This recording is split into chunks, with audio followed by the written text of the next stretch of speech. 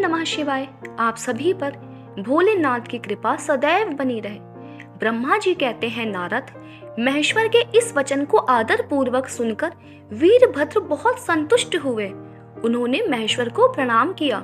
तत्पश्चात वीरभद्र वहां से शीघ्र ही दक्ष के यज्ञ मंडप की ओर चल दिए। उनकी 1 सहस्त्र भुजाएं थी। वीरभद्र बड़े प्रबल और भयंकर दिखाई देते थे। उनका रथ बहुत ही विशाल था। काली, कात्यायनी, ईशानी, चामुंडा, मुंडमर्दिनी, भद्रकाली, भद्रा, त्वरिता तथा वैष्णवी, इन 9 दुर्गाओं के साथ तथा समस्त भूतगणों के साथ महाकाली दक्ष का विनाश करने के लिए चली। इस प्रकार कोटि कोटि गण एवं विभिन्न प्रकार के गणाधीश वीरभद्र के साथ चले। इस प्रकार जब प्रमथ गणों सहित वीरभद्र ने प्रस्थान किया, तब उधर दक्ष तथा देवताओं को बहुत से अशुभ लक्षण दिखाई देने लगे। दक्ष की बाईं आंख, बाईं भुजा और बाईं जांघ फड़कने लगी। तात वाम अंगों का वह फड़कना सर्वथा अशुभ सूचक था और नाना प्रकार के कष्ट मिलने की सूचना दे रहा था। उस समय दक्ष की यज्ञशाला में धरती डोलने लगी।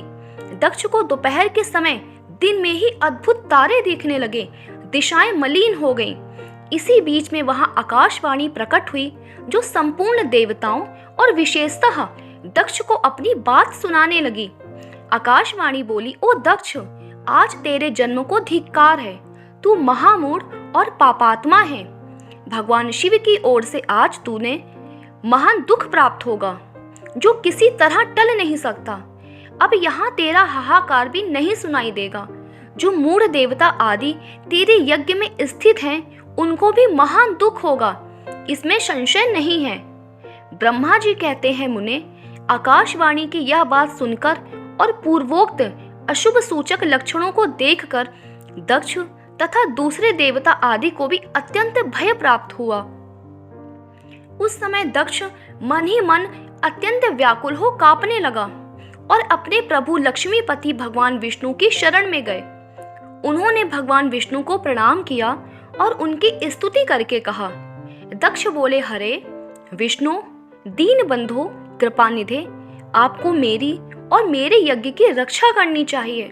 प्रभु, आप ही यज्ञ के रक्षक हैं। आपको ऐसी कृपा करनी चाहिए जिससे यज्ञ का विनाश ना हो।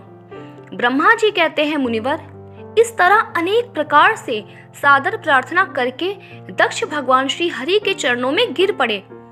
तब उन प्रजापति दक्ष को उठाकर और उनकी पूर्वोक्त बात सुनकर भगवान विष्णु ने देवाधिदेव शिव का स्मरण किया। अपने प्रभु एवं महान ऐश्वर्य से युक्त परमेश्वर शिव का स्मरण करके शिव तत्व के ज्ञाता श्री हरि दक्ष को समझाते हुए बोले। श्री हरि ने कहा, दक्ष, मैं तुमसे तत्व की बात बता रहा हूँ। तुम मेरी बात ध्यान देकर सुनो।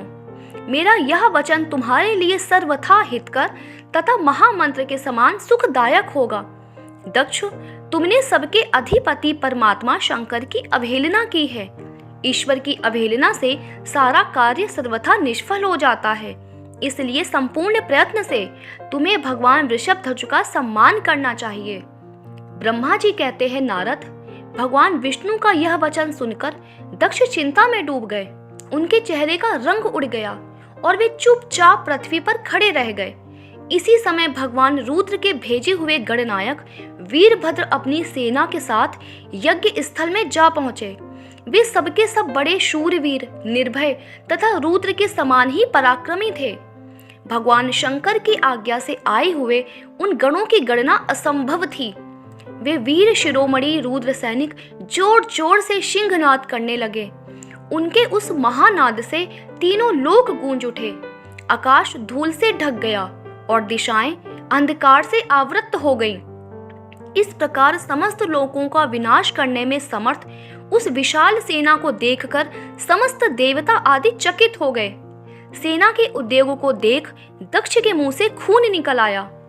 ब्रह्मा जी कहते हैं, नारद, उस समय देवताओं के साथ शिव गणों का घोर युद्ध आरंभ हो गया। उसमें सारे देवता पराजित हुए और भागने लगे।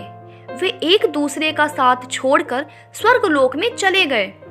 उस समय केवल महाबली इंद्र आदि लोकपाल ही उस दारुण संग्राम में धैर्य धारण करके उत्सुकता पूर्वक खड़े रहे।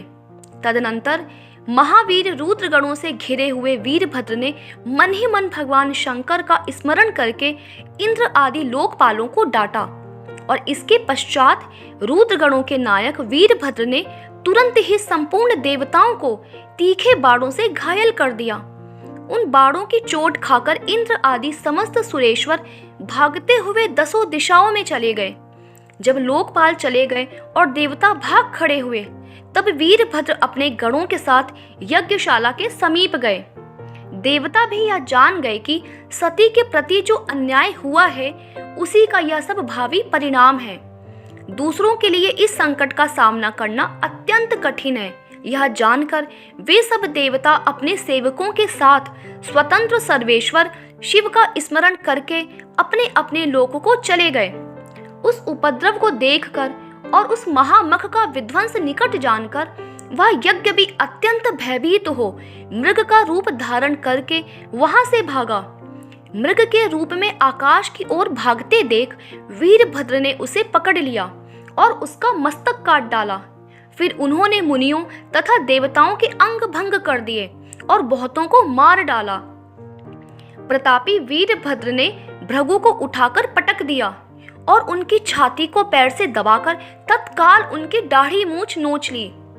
चंड ने बड़े वेग से पूषा के दांत उखाड़ लिए, क्योंकि पूर्व काल में जिस समय महादेव जी को दक्ष के द्वारा गालियां दी जा रही थीं, उस समय वे दांत दिखा दिखाकर हंसे थे। नंदी ने भृगु को रोष पूर्वक पृथ्वी पर दे मारा और उनकी दोनों आंखें निकाल ली, क्योंकि जब दक्ष शिव जी को शाप दे रहे थे उस समय वे आंखों के संकेत से अपना अनुमोदन सूचित कर रहे थे। वहां रूतगण नायकों ने स्वधा, स्वाहा और दक्षिणा देवियों की बड़ी विडंबना अर्थात दुर्दशा की। वहां जो मंत्र तंत्र तथा दूसरे लोग थे उनका भी बहुत तिरस्कार किया। ब्रह्मपुत्र दक्ष भय के मारे अंतर्वेदी के भीतर छिप गए। वीरभद्र उनका पता लगाकर उन्हें बलपूर्वक पकड़ लाए। फिर उनके दोनों गाल पकड़कर उन्होंने उनके मस्तक पर तलवार से आघात किया, परंतु योग के प्रभाव से दक्ष का सिर अभेद्य हो गया था, इसलिए कट नहीं सका।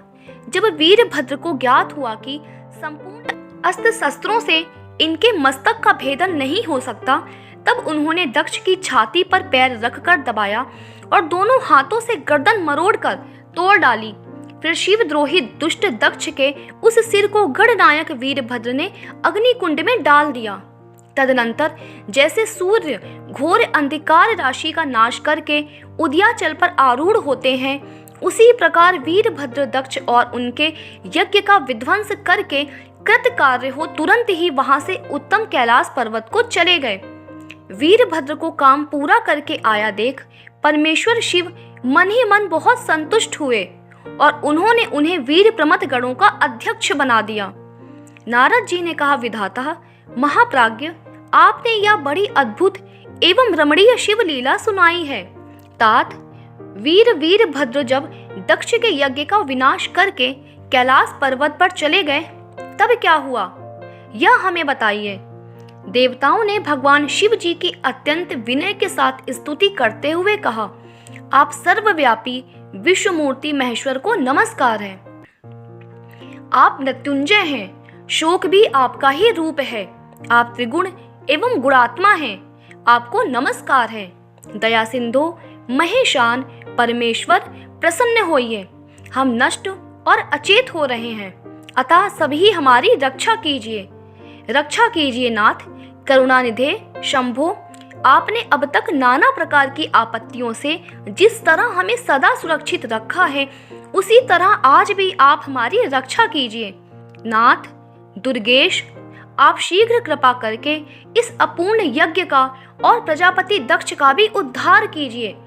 भग को अपनी आंखें मिल जाएं, यजमान दक्ष जीवित हो जाएं, पूषा के दांत जम जाएं और भृगु की दाढ़ी मूंछ पहले जैसी हो जाए। शंकर, आयुधों और पत्थरों की वर्षा से जिनके अंग भंग हो गए हैं, उन देवता आदि पर आप सर्वथा अनुग्रह करें, जिससे उन्हें पूर्णतः आरोग्य लाभ हो नाथ, यज्ञ कर्म पूर्ण होने पर जो कुछ शेष रहे वह सब आपका पूरा पूरा भाग हो, उसमें और कोई हस्तक्षेप ना करे। रुद्रदेव, आपके भाग से ही यज्ञ पूर्ण हो, अन्यथा नहीं। ऐसा कहकर मुझ ब्रह्मा के साथ सभी देवता अपराध क्षमा कराने के लिए उद्यत हो हाथ जोड़ भूमि पर दंड के समान पड़ गए। ब्रह्मा जी कहते हैं, नारद, मुझ ब्रह्मा, लोकपाल, प्रजापति तथा मुनियों सहित श्रीपति विष्णु के अनुनय विनय करने पर परमेश्वर शिव प्रसन्न हो गए। तो दोस्तों, आज की ये कथा यही विराम होती है। इसके आगे की कथा हम अगले अध्याय में जानेंगे। उम्मीद करती हूँ आज का ये वीडियो पसंद आया होगा। अगर वीडियो पसंद आया है तो वीडियो को लाइक करिए, अपने दोस्तों के साथ शेयर करिए और इस चैनल पर नए हैं तो इस चैनल को सब्सक्राइब कर लीजिए। आप सभी का वीडियो के अंत तक बने रहने के लिए बहुत बहुत धन्यवाद।